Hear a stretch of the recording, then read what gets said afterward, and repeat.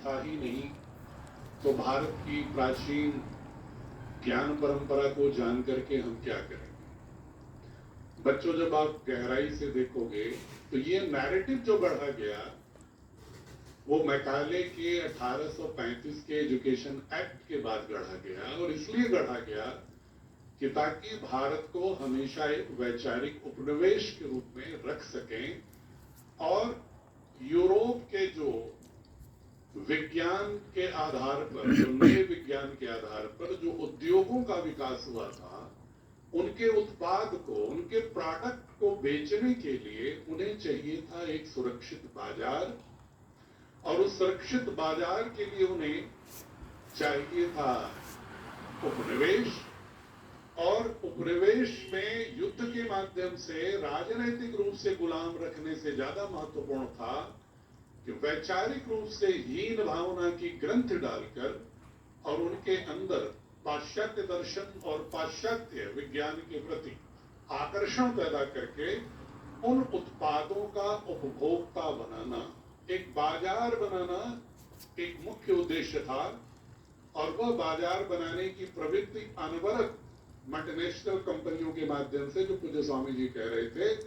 निरंतर चल रही है, और हम एक बाजार के हिस्से हो गए हैं। हम अपनी भारतीय संस्कृति को खो चुके हैं और पाश्चात्य दर्शन और पाश्चात्य उत्पादों के ही एक उपभोक्ता मात्र रह गए हैं। यह विचार जब तक नहीं बदलेगा तब तक भारत एक आत्मनिर्भर राष्ट्र के रूप में खड़ा नहीं हो सकता। इसलिए स्वदेशी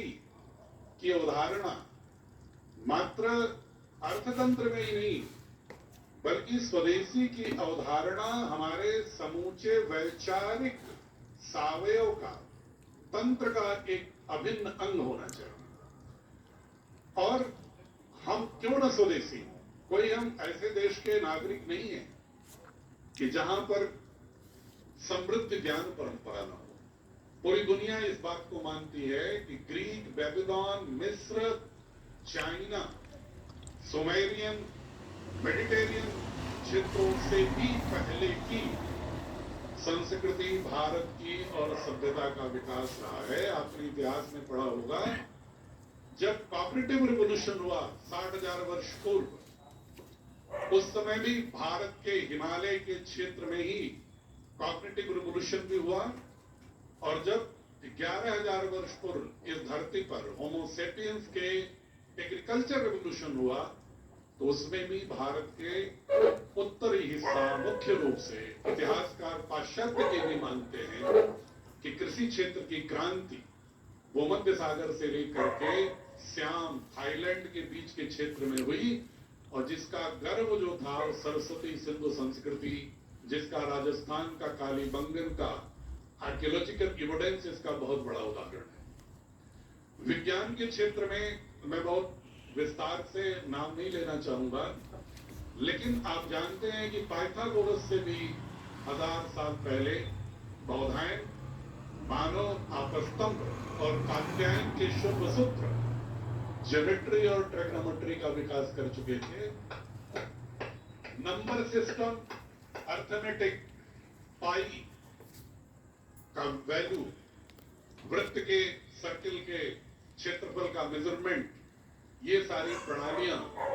और एक मेजरमेंट का एक standard system Saraswati Sindhu civilisation में तो मिलता ही है। पूज्य स्वामी जी ऋग्वेद, आप वेदों के मर्मज्ञ हैं, ज्ञाता हैं, वैदिक साहित्य में भी भरपूर रूप से 10 to the power 421 तक की गणना के भी सूत्र मिलते हैं। एक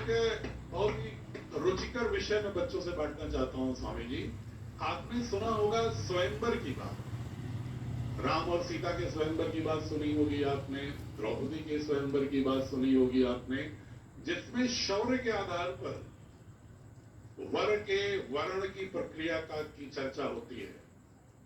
लेकिन आपने ये शायद ही सुना हो कि भारत की ही धरती पर ऐसे भी स्वयंवर होते थे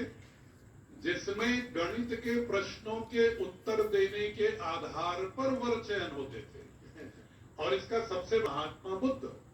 सिद्धार्थ और उनकी शादी यशोधरा से होनी थी, तो उनके पिता ने यशोधरा के एक प्रतियोगिता रखी थी कि जो राजकुमार मैथमेटिशियन थे उस समय अर्जुन नाम के, उनके प्रश्नों का जो सब उत्तर दे देगा उसी से कि कोटि के मतलब कोटि से आगे की गणना का बताओ कितने सिद्धांत है। तो बुद्ध ने 10 टू द पावर 41 तक का उस समय बताया। और उन्होंने इसके अलावा उन्होंने कहा इसके अलावा और भी 8 प्रणालियां हैं गणित की भारत में, और उसके आधार पर उन्होंने 10 टू द पावर 421 तक की गणना करके गणितज्ञ अर्जुन को बता दिया था। और गणित के आधार पर शादी और 2500 साल पहले की बात। तो गणित नहीं आती, गणित हमने सिखाया, विज्ञान हमने सिखाया। वैशेषिक दर्शन और न्याय दर्शन एक ऐसे प्रासंगिक दर्शन रहे 2500 साल पहले के, जो हमारे देश की समस्त शोध की परंपराओं के दिशा मार्गदर्शक थे। चरक संहिता, आयुर्वेद के सारे सूत्र, स्वामी जी भी कह रहे थे कि तमाम तरह के पतंजलि योग पीठ जो फार्मेसी में बनते हैं, उनके फार्मुलेशन की प्रक्रिया में भी वैशेषिक दर्शन और गणित के प्राचीन गणित के सूत्रों का पालन हुआ करता था, जिसको कि आज के लोग नकार करके 400 साल पुराने विज्ञान के आधार पर जन्मे हुए एलोपैथ को महिमा देते हुए